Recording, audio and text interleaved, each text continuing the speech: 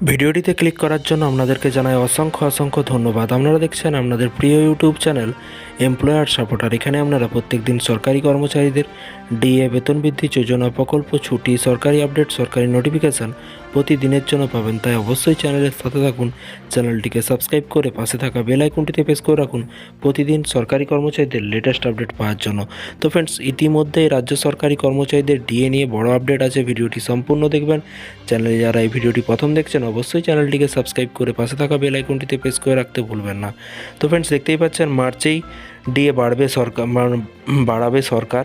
তো ফ্রেন্ডস, দেখতেই পাচ্ছেন 17ই ফেব্রুয়ারি নিউজটি প্রকাশিত হয়েছে, আগামীকাল নিউজটি প্রকাশিত হয়েছে। এখানে বলা হয়েছে মার্চ মাসে এক ধাক্কায় বেশ অনেকটাই কিন্তু বাড়তে পারে কেন্দ্রীয় সরকারি কর্মচারীদের বেতন। প্রতি বছরের মতো এবারও কিন্তু ডিএ নিয়ে কিন্তু বড় ঘোষণা করতে পারে কেন্দ্রীয় সরকার। সাধারণত মার্চ মাসের ডিএ ঘোষণা করে সরকার। বর্তমানে কেন্দ্রীয় সরকারি কর্মচারীদের 46% হারে মহার্ঘ ভাতা বা ডিএ পেয়ে থাকেন। সকলে কিন্তু সেটা জানেন।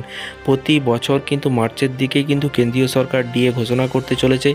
এই বছরও কিন্তু ডিএ ঘোষণা করতে চলেছে। আর রাজ্য সরকারি কর্মচারীদের কি আছে দেখুন, এখানে বলা হয়েছে আবার কেন্দ্রীয় সরকার 4% হারে মহার্ঘ ভাতা বৃদ্ধি করতে পারে। পাশাপাশি সরকারি পেনশনভোগীদের জন্য ডিআর 4% হারে বৃদ্ধি করা হতে পারে বলে এরকমটাই কিন্তু মনে করা হচ্ছে।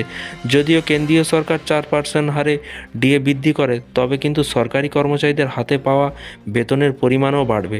ধরা যাক একজন সরকারি কর্মচারীদের বেসিক বেতন যদি 53,500 টাকা হয়, এর উপরে কিন্তু 46% ডিএর হিসেব অতিরিক্ত 24,600, বছরে কিন্তু 24,610 টাকা পান সরকারি কর্মীরা। যদি 4% ডিএ বাড়িয়ে 50% ডিএ করা হয়, তাহলে কিন্তু 2,140 টাকা বেতনে যোগ হবে। এইভাবে পেনশনভোগী সরকারি কর্মচারীদের ডিআরও যদি 50% বৃদ্ধি পায়, তবে মাসিক প্রাপ্ত অর্থের উপরে অতিরিক্ত কিন্তু 1,644 টাকা কিন্তু পাবেন। তো ফ্রেন্ডস, বিষয়টি বুঝতে পারলেন। কেন্দ্রীয় সরকারি কর্মচারীদের তো ডিএ বৃদ্ধি করছে মার্চ মাসে প্রতি বছর নিয়ম অনুযায়ী। আর রাজ্য সরকারি কর্মচারীদের যতটা সম্ভব বিভিন্ন রকম রিপোর্ট অনুযায়ী কিন্তু জানা যাচ্ছে যে খুব তাড়াতাড়ি ভোটের আগেও আরও 4% ডিএ ঘোষণা করতে পারে মাননীয় মুখ্যমন্ত্রী।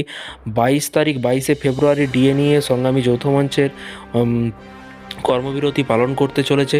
যে যার দপ্তরে যারা কাজ করেন সেই দপ্তরে আপনারা সেখানে বসেই আপনারা কালো ব্যাচ পরে অবশ্যই আপনারা পোস্ট করবেন ভিডিও এবং ফটো পোস্ট করুন, যাতে করে মাননীয় মুখ্যমন্ত্রীর কাছে এই পোস্টগুলি যায়, সে যেন দেখতে পায় সমস্ত দপ্তরে কিন্তু কর্মবিরতি পালন করছে। ভোটের আগে এগুলো করা খুবই জরুরি, কারণ মাননীয় মুখ্যমন্ত্রী মাত্র 3% দিয়ে দিচ্ছিল, যেখানে আন্দোলন করে কিন্তু টোটাল গিয়ে দাঁড়িয়েছে 14%। তো ভিডিওটি ভালো লাগলে একটি লাইক করবেন। এই ধরনের আপডেট পাওয়ার জন্য চ্যানেলটিকে সাবস্ক্রাইব করে পাশে থাকা বেল আইকনটিতে প্রেস করে রাখবেন প্রতিদিনের আপডেট পাওয়ার জন্য। ভালো থাকবেন, সুস্থ থাকবেন এবং নিজের খেয়াল রাখবেন। Thank you.